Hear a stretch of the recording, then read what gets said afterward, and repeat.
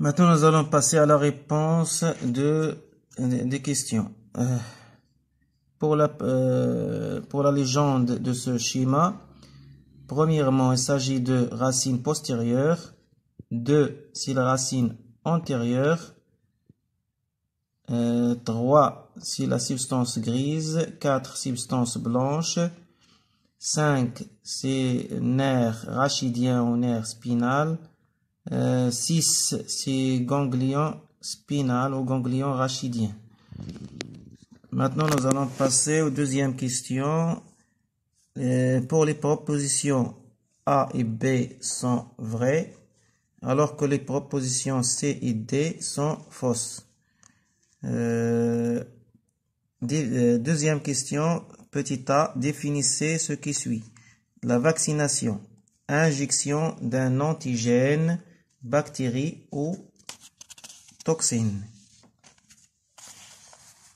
Pour la sérothérapie, c'est l'injection d'un sérum contenant des anticorps spécifiques dans l'organisme pour neutraliser un antigène. Pour la question B, comme exemple d'allergène, les grains de pollen et poils de chat. Pour la quatrième question, la phagocytose, on va lier la phagocytose, c'est une cellule immunitaire luttant contre tout type d'antigène. L'inflammation, c'est la réponse immunitaire naturelle non spécifique. Le virus, c'est un micro-organisme se multipliant obligatoirement dans les cellules vivantes. Antigène, c'est un élément non soi étranger provoquant une réponse immunitaire. Maintenant, nous allons passer à la partie 2, raisonnement scientifique. Pour l'exercice 1, la question 1, qu'entraîne la destruction de la zone 1, la paralysie va entraîner la paralysie du membre antérieur droit. Deuxièmement, que peut-on déduire des résultats des expériences 2 et 3? On peut en déduire que la zone située dans l'hémisphère gauche commande les mouvements du membre droit. Le contraire est vrai, c'est-à-dire l'hémisphère cérébral droit commande les mouvements des membres qui existent dans la partie gauche et l'hémisphère cérébral gauche va commander les mouvements des membres qui se trouvent dans la partie droit du corps. Troisièmement,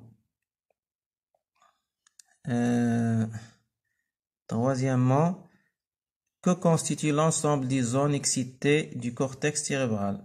Il s'agit de l'aire motrice. B. Pour la partie B,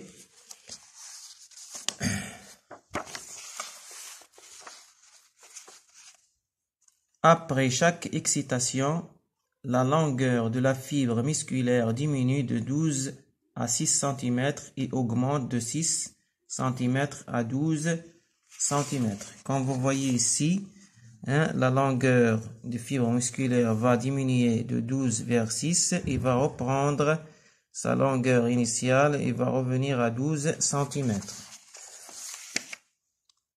B. Expliquer la variation de la longueur de la fibre musculaire. La diminution de la longueur de la fibre musculaire s'explique par sa contraction. L'augmentation de sa longueur s'explique par le relâchement de la fibre musculaire. Pour la question C, déterminer les deux caractéristiques de la fibre musculaire mises en évidence par cette expérience, c'est l'excitabilité et la contractilité. Cinquièmement, petit a, pour la description de la variation de la longueur de la fibre musculaire après chaque excitation, c'est-à-dire en présence de la substance BTX, En présence de BTX, après l'excitation, 1. La longueur de la fibre musculaire diminue à 6 cm et reste constante à cette longueur, même après la deuxième excitation. Pour B, déduisez l'effet de la substance toxique BTX sur la contraction musculaire. La substance BTX bloque, arrête la contraction musculaire. Maintenant, nous allons passer à l'exercice numéro 2. Pour la première question, l'étape A, le nombre de lymphocytes B augmente et atteint 15 000 par millilitre de sang. Le nombre de plasmocytes et des anticorps est faible et constant. Donc,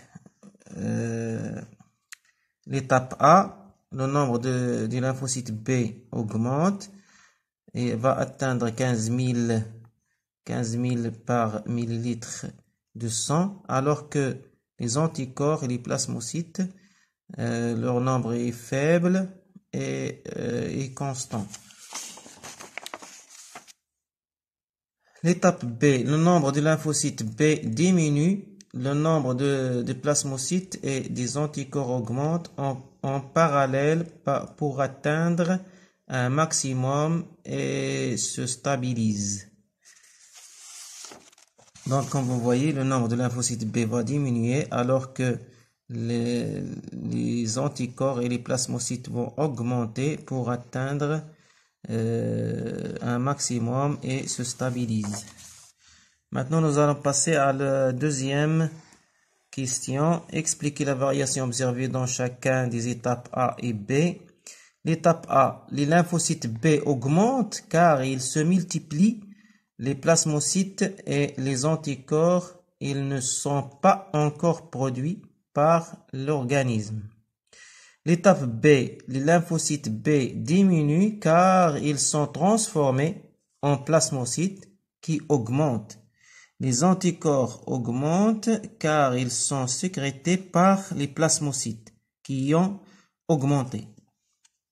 Troisièmement, déterminer le type de réponse immunitaire mise en évidence par cette expérience. La réponse immunitaire mise en évidence par cette expérience est immorale car il s'agit d'une réponse avec des lymphocytes B et des plasmocytes qui produisent des anticorps. Maintenant, nous allons passer à la partie B. La quatrième question, petit a. Qu'appelle-t-on le groupe 1 des souris dans cette expérience? On l'appelle le groupe témoin. Voici le groupe. Pour la question B. Que peut-on déduire des résultats des expériences 2 et 3? Les lymphocytes T interviennent dans la formation du complexe antigène-anticorps. Pour la cinquième question, en utilisant les données précédentes et vos connaissances, montrez le rôle des lymphocytes T dans la formation du complexe anticorps-antigène. En absence du lymphocyte T, les lymphocytes B seuls ne peuvent pas produire les anticorps contre l'antigène, formant le complexe antigène-anticorps. Donc, les lymphocytes T ont un rôle de coopérer